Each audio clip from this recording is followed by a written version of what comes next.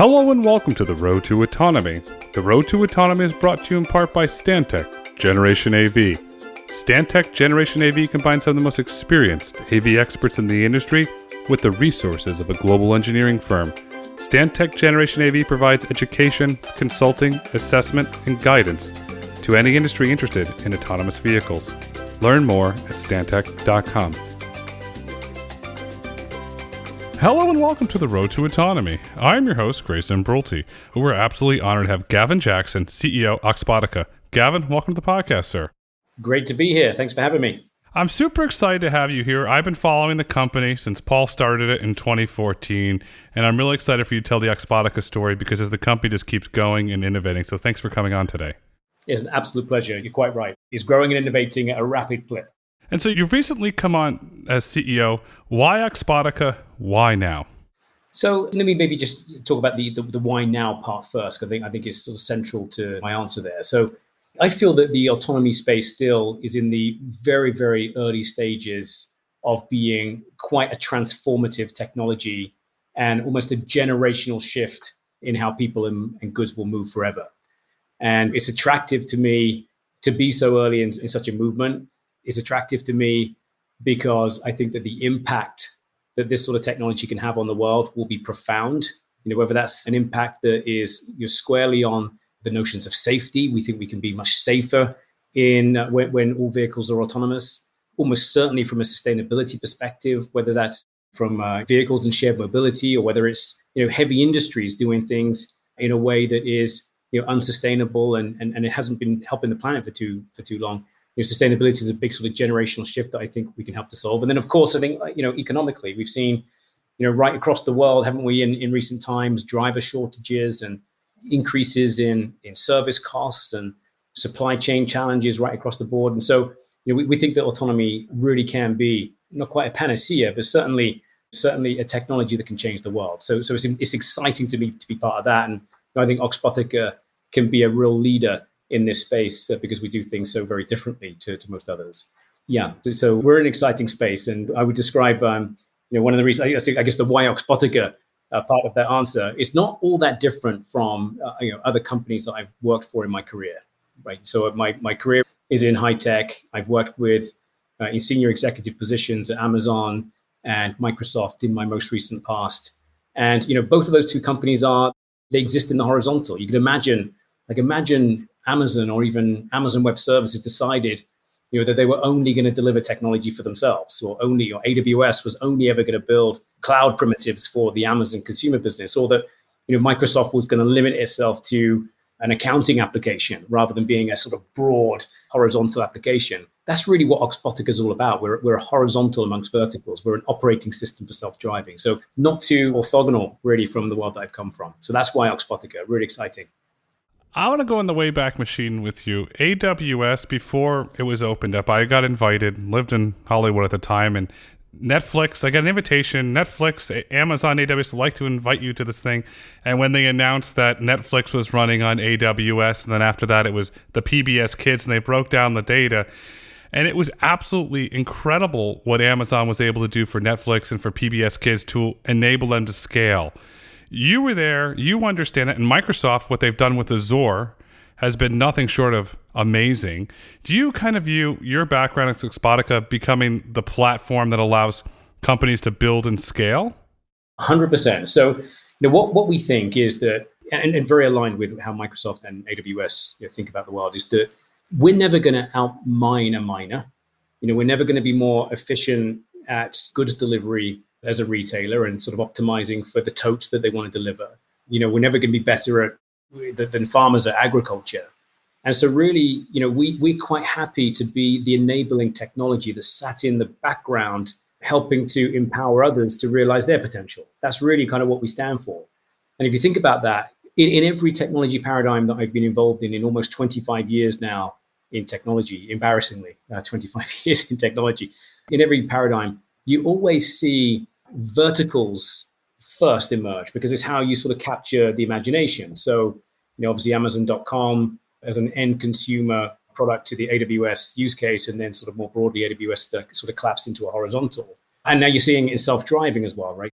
So there are companies that are doing well as vertically integrated, technology companies like Waymo, for example. They'll do just fine as a vertically integrated company providing service and technologies and such like.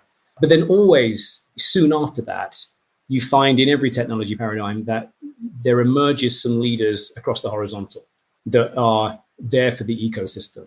They're there to empower others, and then there to sort of tap into let's face it, in this space, hundreds of billions of dollars of investment that's going to go into innovation across all elements of the stack.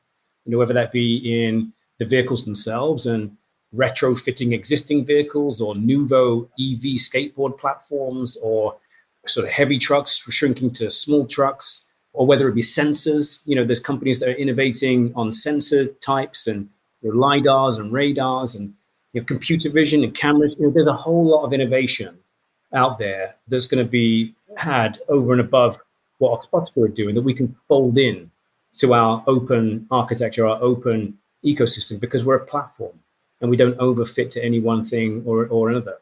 And in the same time, we're empowering as a universal platform. We're able to compose, if you will, solutions for different verticals, like different vehicle types in different domains. So with the very same Oxbotica driver platform, you're able to drive big, heavy 600-ton trucks in a mine, or 40-ton trucks on a hub-to-hub sort of link on a highway, or urban, like a densely populated, old-fashioned Victorian London street for goods delivery, or indeed for passengers. You're able to sort of get rid of those dirty old big buses that are sort of driving people around empty most of the time, and replace them with smaller form factor electric shuttles that are fit for purpose. So you can do all of those things because you're a horizontal amongst verticals and you don't overfit. And there will be, horizontals that emerge from this space, and they'll do well because of that.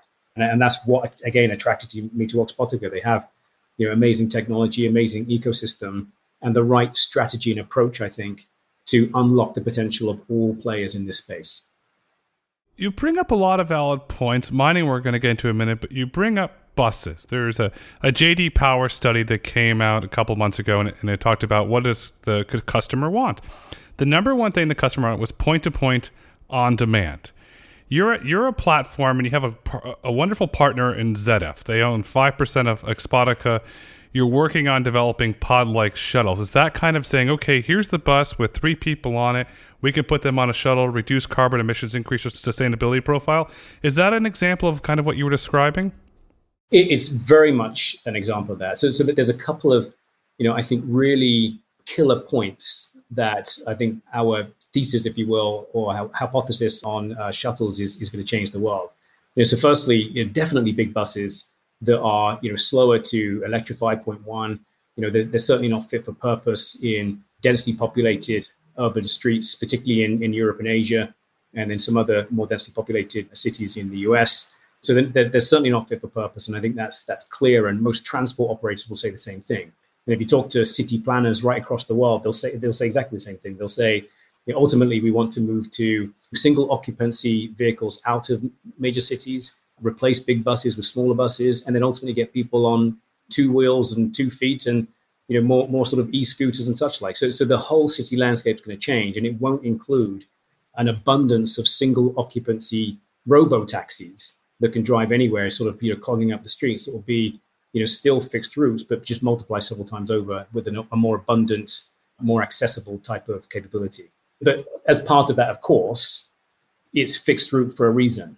It's fixed route because the sort of technical challenge, if you will, of fixed route is nearer term, and we can add value nearer term to cities and to transport operators and to nations right now, rather than having to wait 15 years or so for anywhere autonomy to really come into its own and be commercially viable as a product.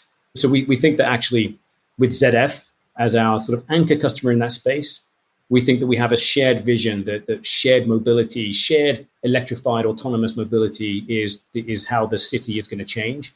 And we are powering that change with Oxbotica. I want to give a shout out, Alvaro Ramos. Thanks for being a friend. Thanks for listening on the ZF Mobility team. Your vision with Alvaro's building on the ZF Mobility team. I use the example as my daughter. It goes together like peanut butter and jelly, so well done on that.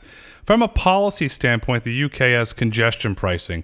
Is that helping to accelerate what you're doing with ZF and saying, okay, Oxbotica has a platform that can enable and help you not have to pay that congestion pricing?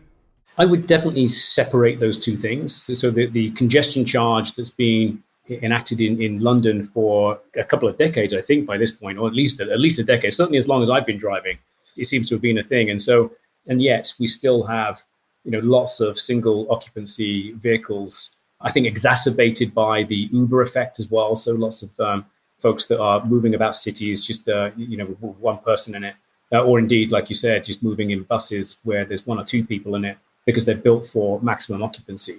But I certainly think that leveraging existing infrastructure, existing rules like in where bus stops are and where bus lanes are and where those fixed routes are, leveraging infrastructure that exists today, you can get around almost all of London.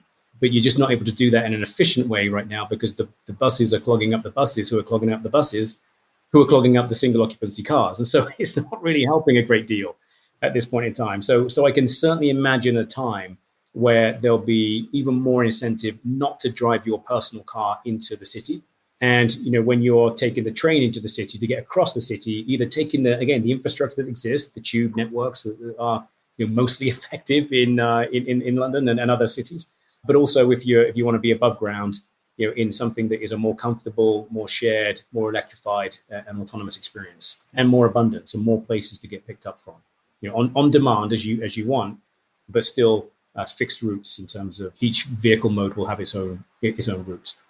I like the Underground in London for a simple innovation that doesn't get enough credit, the Oyster card. It made it very simple to get around on the Underground with that.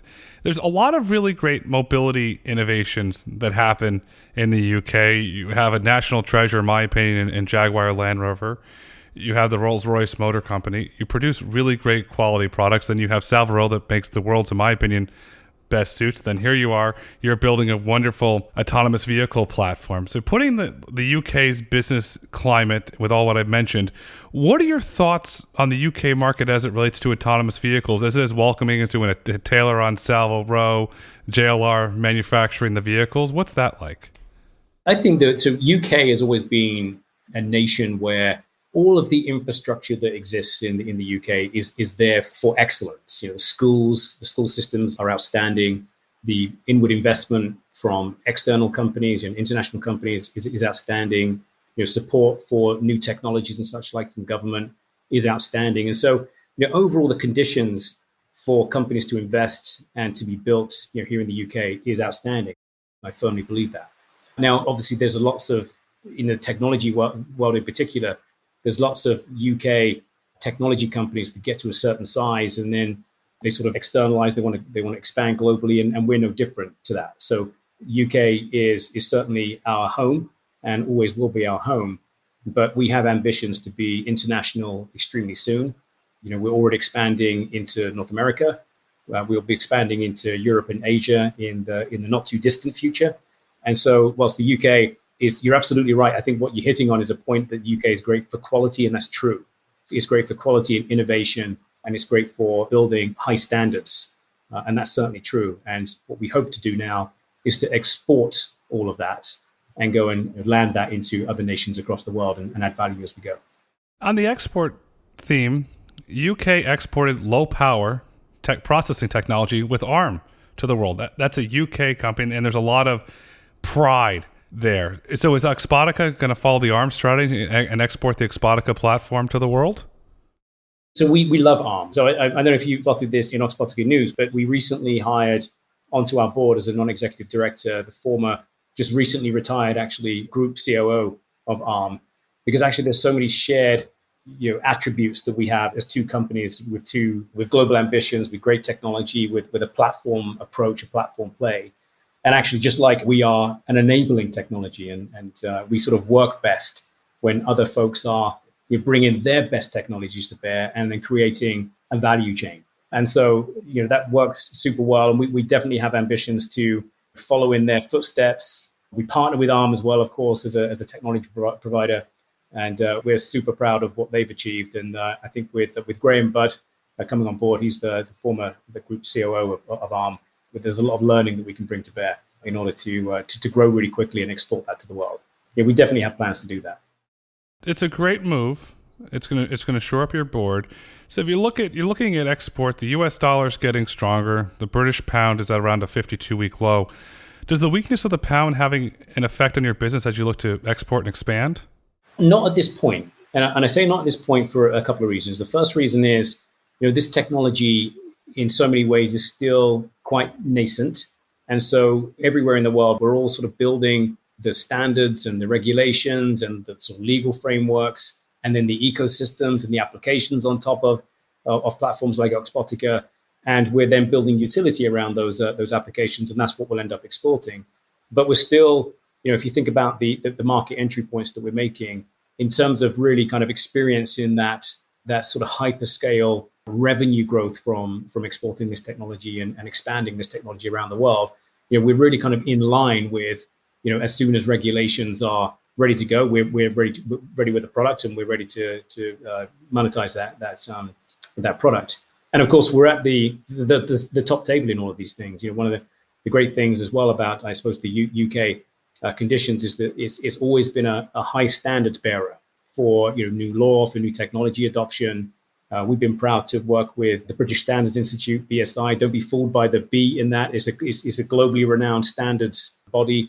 We've been working with them for a number of years now, and most recently on our safety case, ultimately, and how we build standards into safely testing vehicles of all shapes and sizes on public roads with no driver in them, which is the goal, right? That's the end game. That's what we want to try and get out to market. And then on the back of those standards, that informs then the law reviews that have been happening over recent times. When the law review build their recommendations, then it passes through Congress in your world and Parliament in mine, and then new bills are enacted as part of that. So we're going through all of these systems, both here nationally at a national level in the UK, but also internationally, and building standards and law and regulations internationally. So we're at the top table of the United Nations, figuring all these things out as well, and we'll continue to do so. So so it's not impacted us. The sort of the instability, if you will, the shocks, the economic shocks that we've seen in the market in recent times haven't really impacted us at this point. I guess other than just the normal cost of living challenges, right? Charging cars and things like this. Fueling cars is more expensive today, but it's not material. The fueling cost at some point has to give the charging infrastructure. We have to find out a consistency around where, if you're going to go to a charger, it has to work. There's all these surveys out where you go and it's broken. So we have to fix that. When you're meeting with the regulators and the standards bodies in the UK, and you're talking about the safety testing that you're doing, what role does transparency play in that? When you meet Mr. Regulator, Mrs. Regulator, are you very transparent in how you're rolling out your driver out programs? You have to be, because oftentimes it's a curious world that we live in, because oftentimes we live within the vacuum of it's not illegal, but it's neither legal or illegal to do a certain thing. So you really want to show before you do anything that is pushing the envelope, you want to show what your methods are to the standards bearers. So we're lucky in the UK that not only is there great standards bearers like BSI, British Standards Institute, but also the Centre for Connected and Autonomous Vehicles, CCAV, which is part of Department for Transport here in the UK. They get it, they understand it, and they want to be part of the progress that's being made here in the UK and the innovation that's being made in the UK, not just in the technology and what we provide, but then all of the standards and all of the regulations that one might need in order to turn this into a commercial interest. And so it really pays to bring them right behind the curtain to show everything you have for better or for worse. They want to be able to see that you have, when you're trying, I'll just give you for instance, when you're trying, driver out for the first time and they want to see an e-stop, right, with a red button from the sidewalk. They want to see that and they want to document that. And so, bringing them behind the curtain, bringing them into, everything that we're doing is both accelerating us and also just keeping that transparency, that high bar of quality and that high standards bar, keeping it honest as well, so that we can, when we come to market, we know for sure that we're building a moat around our sort of position and our posture, if you will, on safety and standards, because we think that there's a number of, I won't name anyone, so don't try it. But there's a number of companies that are out there that I just think they're trying to solve that next or later or last. And we have built our autonomy system from the ground up, starting with the audit, right, and the safety posture, and then we've done everything from that point on. So when it comes to being, where the conditions are right for legal, regulated operation of self-driving vehicles in any domain, doesn't matter what domain it is, we can assuredly certain that we're ready for production, and we have deadlines to hit, right? So we're going to be in industrial settings, providing self-driving fleets of vehicles in industrial settings like solar farms and wind farms and agriculture and places like that as early as next year in 2023. We're going to be delivering that autonomous shuttle program with ZF on the streets of Europe and the US in 2024. So we have deadline, and then we're going to be delivering goods with Ocado, in 2025. So we have deadlines to hit. So we have to giddy up, and we're asking our partners in government and in standards bodies and everything else to giddy up with us. But it seems that transparency is really kind of playing, is doing well for the ecosystem and for this chart. You called it keeping it honest. I called it building trust. You're building trust, because without trust, this whole industry collapses. So you can speak to the regulator. Okay, Gavin, we trust what you say is going to be the truth. You have a customer in BP in the oil and gas industry. They're also an investor. They trialed an Oxbotica autonomous vehicle at their Lingen refinery in Germany. You have to have a lot of trust to test an autonomous vehicle at a refinery. How did you build that trust, and what did BP learn? But also, more importantly, what did Oxbotica learn during that trial? Yes. So firstly, on the subject of trust, I could not agree more. I could not agree more that trust is everything in this game. And one of the things that keeps me up at night is not necessarily Oxbotica will miss a beat somehow and then trust is eroded, but for anyone that doesn't have the same standards, right? We're all impacted by people with low standards in this game. And so that's a concern, but nonetheless, we can only do what we're in command of. And that's why standards are so very important. Specific to then BP and that particular program in Germany, that was part of the technical due diligence that BP did on Oxbotica, where they're proving the technology works, they're proving the safety case, they're proving. I'll give you a couple of for instances. So I don't know if you've ever been to a refinery. They're fascinating places. They are cities essentially, and they have normal actors on the roads like other cars and vehicles and trucks and cyclists and pedestrians walking about and so on, and traffic lights and all number of different things. But they also have like super narrow roadways with pipes either side. That if you collide with one of those pipes, you're going to know about it. That's right. So and there's something like 15 centimeters of clearance on either side of the wing mirrors as you're sort of going down these refineries. So you have to be super accurate. You have to trust in the technology, and you do that largely by. We have a product called MetaDriver, and MetaDriver essentially gives us an opportunity to map a space, super quickly, synthesize all the possible challenges that could happen in that space.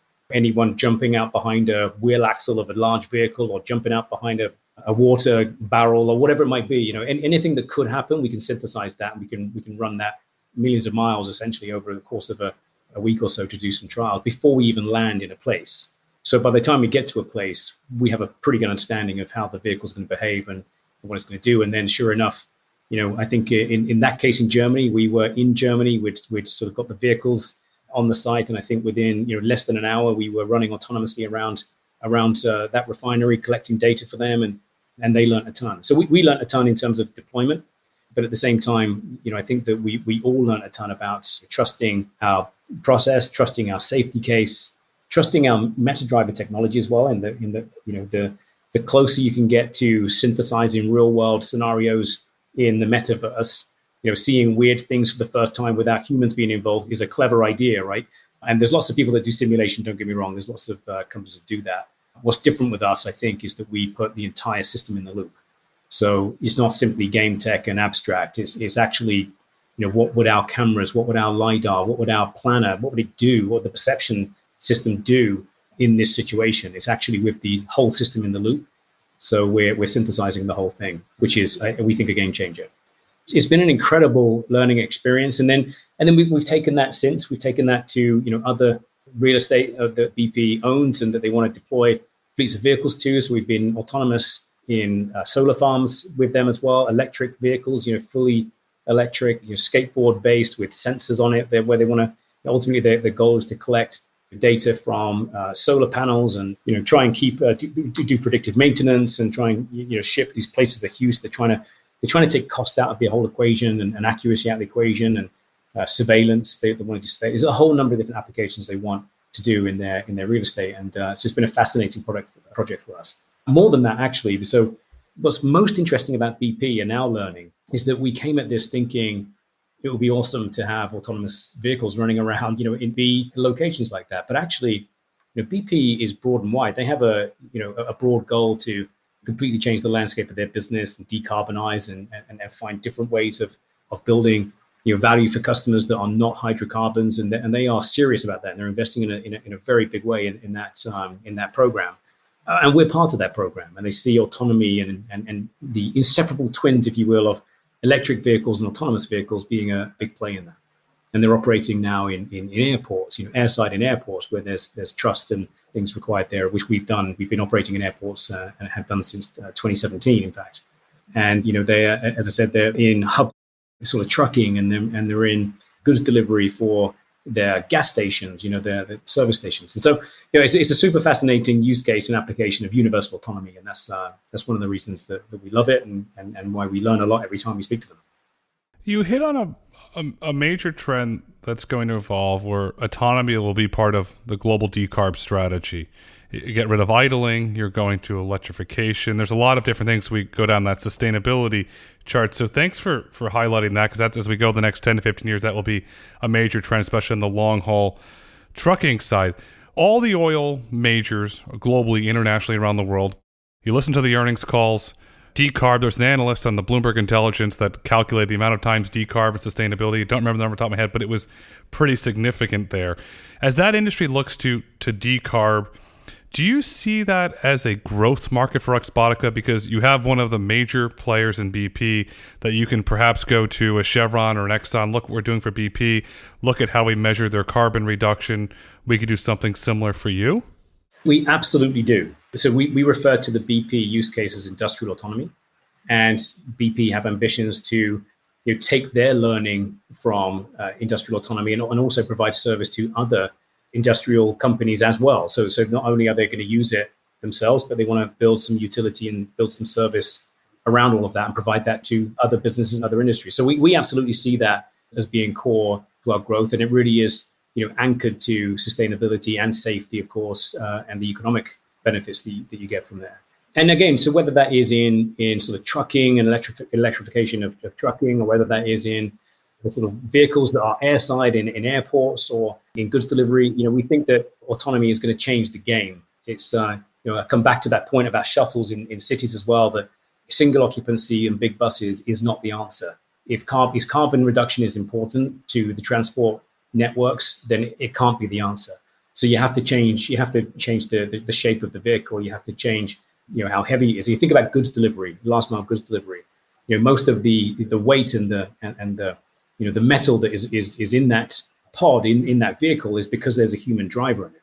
And you take the driver out, you can really kind of reduce the weight of the vehicle, maximize the tote, maximize what you're actually delivering, and then sort of drive safely, sustainably, less acceleration, and do that without the driver in the vehicle. So there's a whole bunch of things. There's one killer stat I'll tell you actually that's super interesting to me, and I found this one out just yesterday, so it's super fresh in my mind. And I don't know how true this is. You might need to validate this, but I heard it from a reputable source, and it was that 10% of the nation of Australia's carbon footprint is in the area of mining, but also 10% of the nation of Australia's GDP is in the area of mining. Now, we think with full conviction that one of the things that you can do in order to decarbonize the sector of mining is to take humans out of the vehicle. Because if you can take humans out of the vehicle, you don't need 600-ton pieces of metal that chew up more of the earth than needs chewing, and sort of more power output to move something that's big. And you don't need to, because they're so big, when something goes wrong with a component, to then have to build factories on site that are, again, sort of polluting because they're so enormous. Once you take the vehicle out of the equation, you can move things around really quickly with smaller form factor, with electrification, and you can do that and make it more economical for miners as well. And we're proving that with some customers that I can't yet announce to you publicly, but some customers that we're active in the mining space. We're proving that as we speak, that there is huge sustainability gains and economic gains, and of course safety gains from autonomy in the space of mining. It's just fascinating. I'll summarize it this way. I'm a fan of mining, so when you publicly announce your mining partners, I'd love to invite you back with your mining partners to discuss the partnership. That'd be super. We look at Western Australia, BHP, Rio Tinto, they're all operating there. Mining is historically a very dirty industry, especially when you put in the refining of minerals. It's very dirty. It's very carbon intensive. And then along comes autonomy. And it's funny, I was talking to a buddy of mine, Robert Brown, over at Spartan Radar the other day. He said, oh yeah, we're in the mining business. Okay. And then I'm talking to this other gentleman. Oh, we're in the mining business. And it's becoming a trend. And then I'm doing research, and I'm prepping for our conversation to see Oxbotica has an agreement with Wenco, a wholly owned subsidiary of the Hitachi Construction Machinery Corporation. You're developing an autonomy solution for mining. Could you talk about that solution? Because Hitachi has 807 different divisions underneath the Hitachi corporate umbrella. Yeah, so absolutely. So Wenco operate mines. So mines are big, oftentimes dirty places with all manner of different actors that are at play in that space, and it can be dangerous as well. So Wenco, among other things, they provide fleet management systems to help deploy and dispatch vehicles, knowingly know where they are, and then collect data back on what's happening. And again, just to sort of illustrate this a little bit. So in any given mine in any part of the world, you typically have a ratio of roughly 50 lighter vehicles to every one heavy vehicle. And what tends to happen in the mining situation is some of those lighter vehicles, don't get seen by those heavy vehicles, and that's when accidents happen. So one of the things they're trying to do is really on the safety case for autonomous vehicles, not just in the big heavy guys, but in all vehicles that operate on a mine, whether that's shipping gangs of workers out to a place, right, doing that with an autonomous vehicle so that it can knowingly not collide and not have sort of human perception get in the way of that collision from time to time. But then also, of course, the big heavy vehicles, but also the dozers and the water trucks. Everything that sort of exists in a mine, you can autonomize. And Wenco provides a consistent fleet management system for all of that. One of our products is called Oxbotica Cloud. And Oxbotica Cloud is, think of it as your mission control for autonomous fleets of vehicles. So in just the same way that Wenco might dispatch vehicles to a job in a mine, or Ocado might dispatch a goods delivery pod to a home to deliver their groceries or whatever it might be, we have a dispatch capability that you can see where the vehicles are, what the performance of the vehicles are, any degradation in that performance, a fine-grained data that we can make available to the customer, as well as a number of other data services, and that plugs in with an open API to the Wenco system. So our partnership is such that they run over 100 open mines today. We plug right into their system, and so a miner can take advantage of autonomous vehicles by accessing the systems and the tools they know.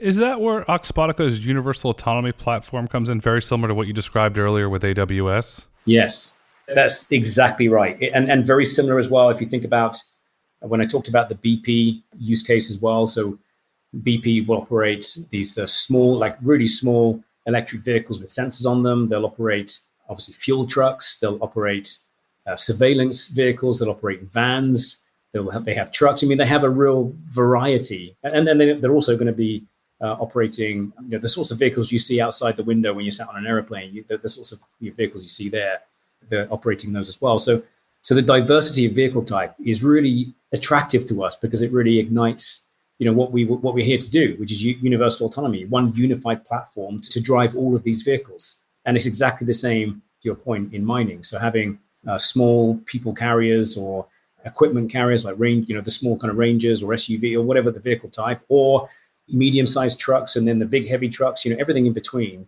Having one unified driving system really helps to A, from an economic perspective, but B, from a simplicity perspective to manage that fleet.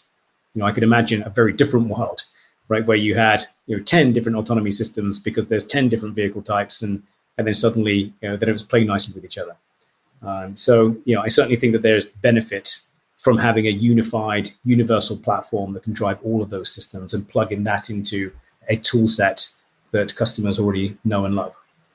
Looking at the growth verticals, you mentioned industrial autonomy that the universal time platform can run on. Inside of industrial, we have mining. Do you view that as a growth market for Oxbotica? We definitely do.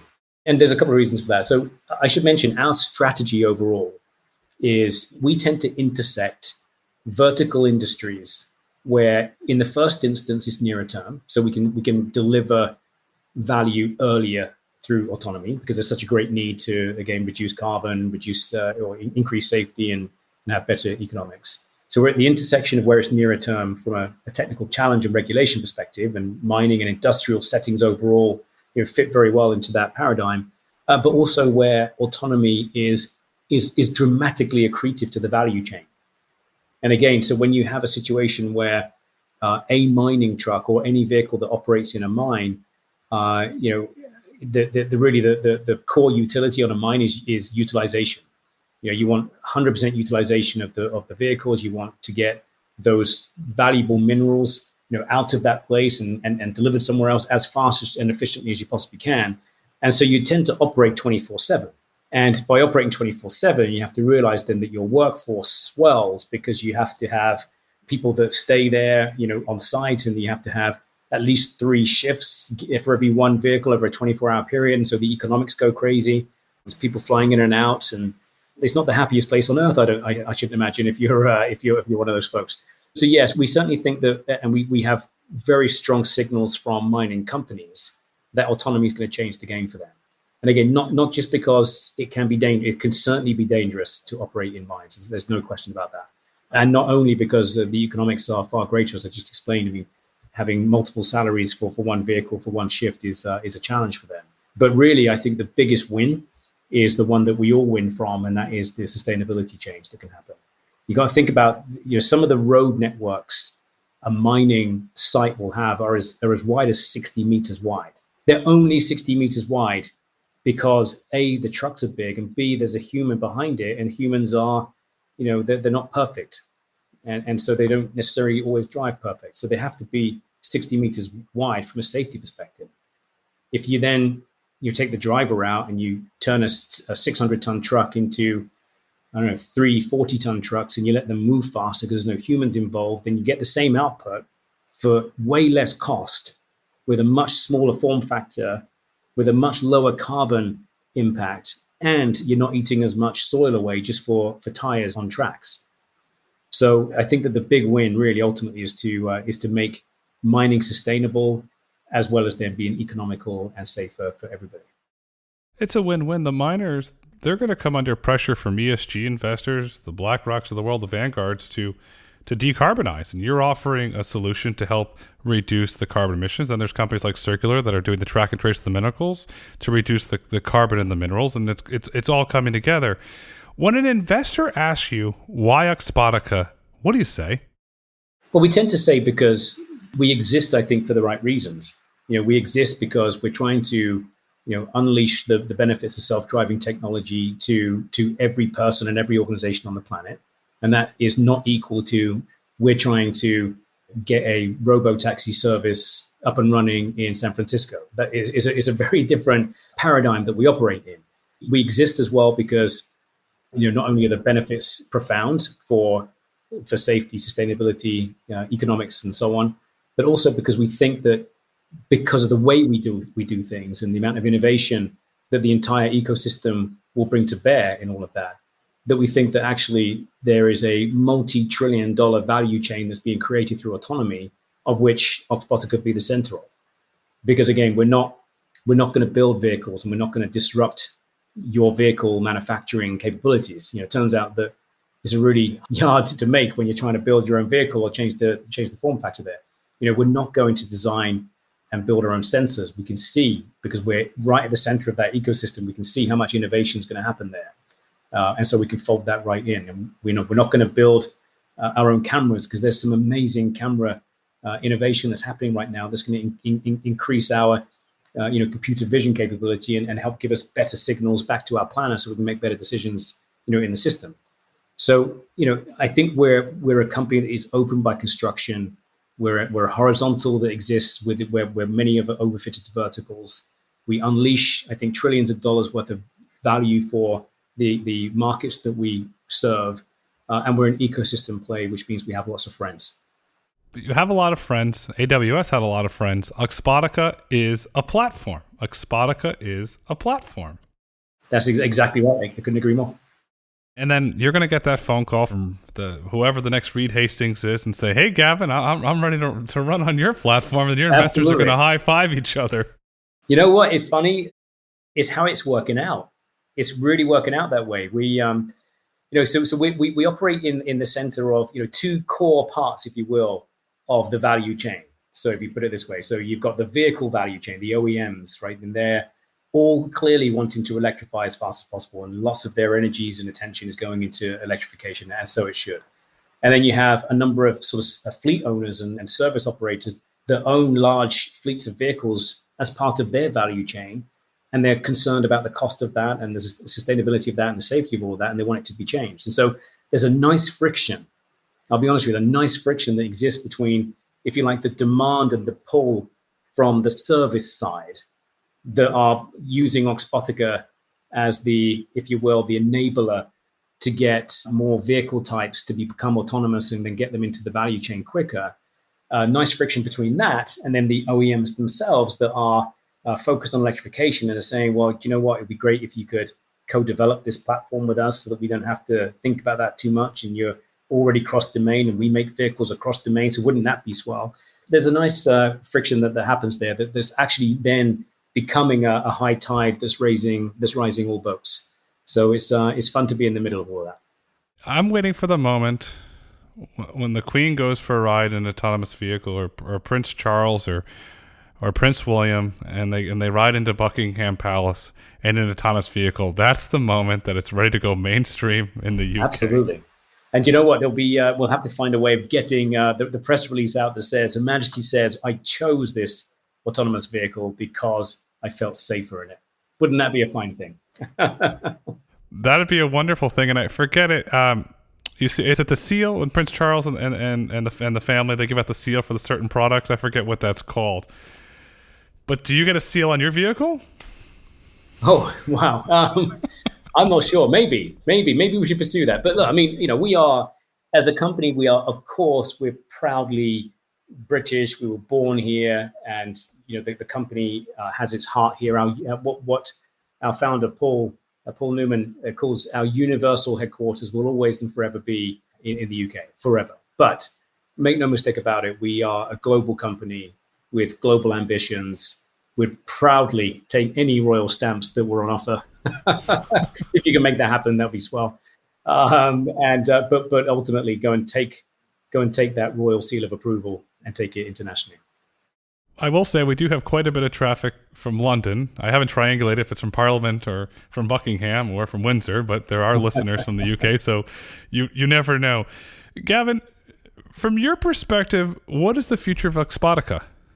So really our everything today. So if I take this in terms of, where we are today, where we're going to develop, what's next, and second act, third act, and so on.